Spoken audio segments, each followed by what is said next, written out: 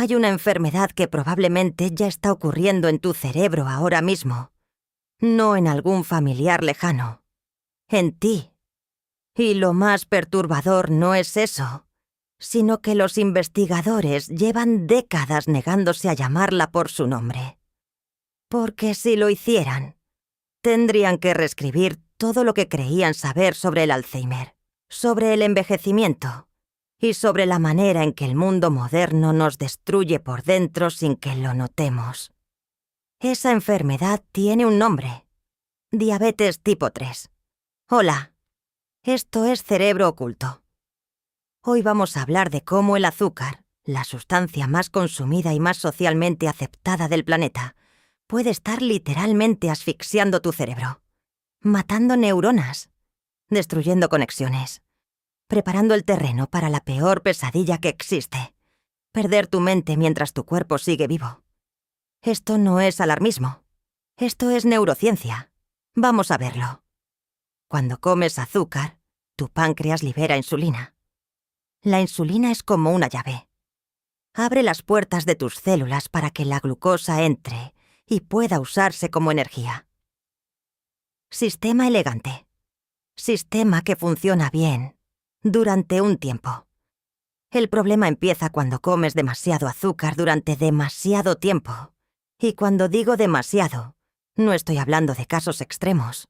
Estoy hablando de la dieta media occidental. Estoy hablando de lo que come la mayoría de la gente que está viendo esto ahora mismo. Cuando la glucosa está constantemente elevada, las células hacen algo que tiene todo el sentido evolutivo del mundo. Empiezan a ignorar la insulina. Es como cuando alguien te grita sin parar. Al principio prestas atención, pero si el grito nunca para, el ruido se convierte en fondo. Dejas de escuchar. Eso es la resistencia a la insulina, y es el preludio de la diabetes tipo 2. Pero lo que la medicina tardó décadas en reconocer es lo que ese mismo proceso le hace al cerebro. Durante décadas se asumió que el cerebro era independiente de la insulina. Pero investigaciones publicadas desde los años 80, y especialmente aceleradas en los 2000, demostraron algo que cambió todo. El cerebro no solo responde a la insulina, también la produce. Tiene sus propios receptores, su propia maquinaria. Y cuando esa maquinaria falla, el resultado es catastrófico. Las neuronas empiezan a morirse de hambre. Literalmente. Tienen glucosa a su alrededor, pero no pueden usarla. Es como morir de sed, rodeado de agua, porque el grifo que debería abrirla está roto. Y hay algo más. La insulina en el cerebro no solo regula el metabolismo, está implicada en la formación de memorias, en la plasticidad sináptica, en la protección contra la inflamación neuronal, en la regulación de la dopamina y la serotonina.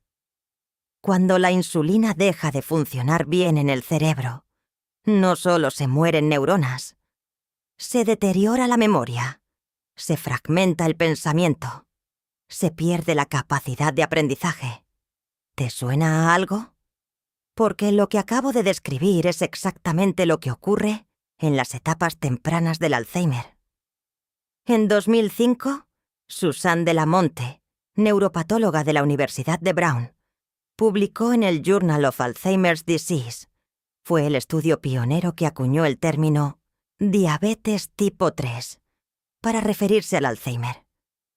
Su equipo llevaba años estudiando cerebros de pacientes con Alzheimer y encontraron siempre el mismo patrón: niveles dramáticamente reducidos de insulina y receptores de insulina. Todos los marcadores bioquímicos de la resistencia a la insulina. De la Monte hizo lo que hacen los grandes científicos. Llamó a las cosas por su nombre. Propuso formalmente que el Alzheimer podría ser una forma de diabetes que afecta exclusivamente al cerebro. Una diabetes tipo 3. Los estudios epidemiológicos muestran que las personas con diabetes tipo 2 tienen entre un 50 y un 65% más de riesgo de desarrollar Alzheimer, y que una dieta alta en azúcares durante años está asociada con una reducción medible del hipocampo, la región más crítica para la memoria. Si el Alzheimer fuera en parte una enfermedad metabólica, no sería solo una tragedia inevitable del envejecimiento. Sería, al menos en parte, prevenible. Y eso lo cambia todo. Quiero que entiendas exactamente qué pasa Infimus a nivel celular. 3 mecanismos clave. Primero, la inflamación. El exceso de azúcar desencadena una respuesta inflamatoria que cruza la barrera hematoencefálica y genera neuroinflamación crónica. No mata neuronas de golpe. Lo hace despacio. Va deteriorando conexiones sinápticas, activa las células de soporte en modo alerta permanente. Y cuando el sistema inmune del cerebro está siempre encendido, empieza a atacar tejido sano. Segundo, la glicación. Cuando la glucosa está elevada de forma prolongada, las moléculas de azúcar se pegan literalmente a las proteínas del cerebro, deformándolas. Esas estructuras dañadas contribuyen a la formación de las placas amiloides, esos depósitos que se encuentran en el Alzheimer, y que durante décadas se creyeron la causa principal, cuando en realidad pueden ser una consecuencia del daño metabólico previo. Tercero, el daño mitocondrial. Las neuronas consumen una cantidad desproporcionada de energía. El cerebro es el 2% del peso del cuerpo, pero usa el 20% de su energía. El exceso crónico de glucosa daña las mitocondrias, las hace ineficientes. Y cuando las mitocondrias de las neuronas fallan, esas neuronas literalmente se quedan sin combustible. No pueden transmitir señales. Eventualmente, mueren. Quiero detenerme aquí porque esta conversación puede parecer lejana. El Alzheimer es cosa de mayores, podrías pensar. Algo en el futuro. Algo que no te concierne ahora. Ese es exactamente el pensamiento que permite que el daño se acumule durante décadas sin que lo veamos. La resistencia a la insulina cerebral no empieza cuando aparecen los síntomas del Alzheimer. Empieza décadas antes.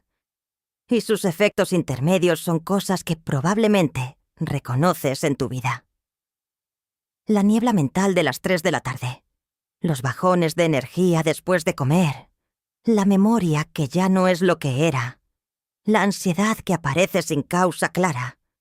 La irritabilidad cuando llevas horas sin comer. Esa necesidad urgente de azúcar que sientes como si tu cerebro lo reclamara con desesperación. Que lo está haciendo. Literalmente. Nada de eso es normal en el sentido de que sea inevitable. Es frecuente, sí. Pero frecuente no es lo mismo que normal. Si el azúcar es tan dañino, ¿por qué seguimos consumiéndolo en cantidades industriales?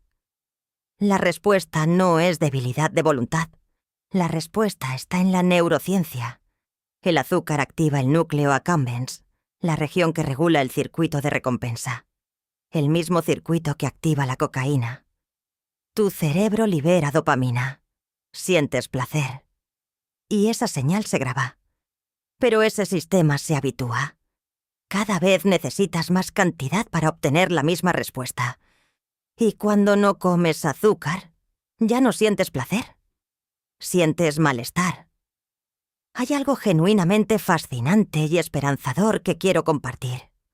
El cerebro puede funcionar con otro combustible además de la glucosa.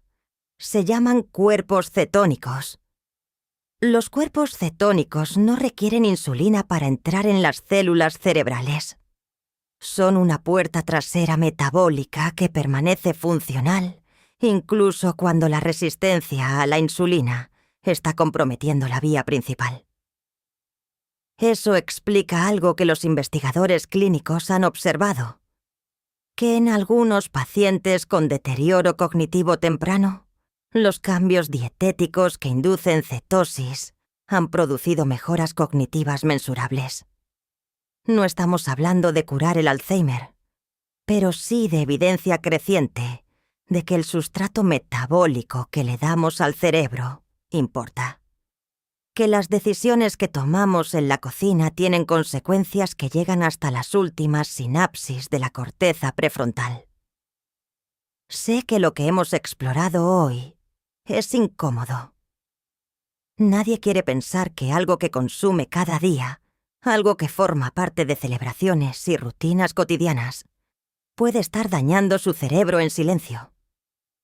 Pero la incomodidad del conocimiento siempre es preferible a la comodidad de la ignorancia, especialmente cuando lo que está en juego es tu mente. La próxima vez que sientas esa niebla mental a las 3 de la tarde, piensa en lo que comiste 2 horas antes. La próxima vez que escuches hablar del Alzheimer como una lotería inevitable, recuerda que hay investigadores serios que están poniendo sobre la mesa evidencia de que el metabolismo importa, que lo que comes importa, que las decisiones que tomas décadas antes de que aparezcan los síntomas importan. Reducir el azúcar añadido. Dormir bien, porque la privación de sueño eleva la resistencia a la insulina.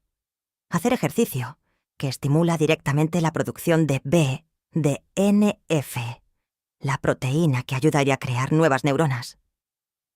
Controlar el estrés crónico, porque el cortisol elevado eleva la glucosa. Cuidar el intestino. En ese órgano de 1,5 kilos que tiene la consistencia de una gelatina blanda está todo lo que eres. Tus memorias, tus decisiones, tu capacidad de amar, de crear, de reconocer a las personas que quieres. Todo eso está ahí, dependiendo de señales que el azúcar en exceso puede ir silenciando, lentamente, durante años. Ese conocimiento es tuyo ahora. Lo que hagas con él también lo es. Esto es Cerebro Oculto. Nos vemos en el próximo vídeo.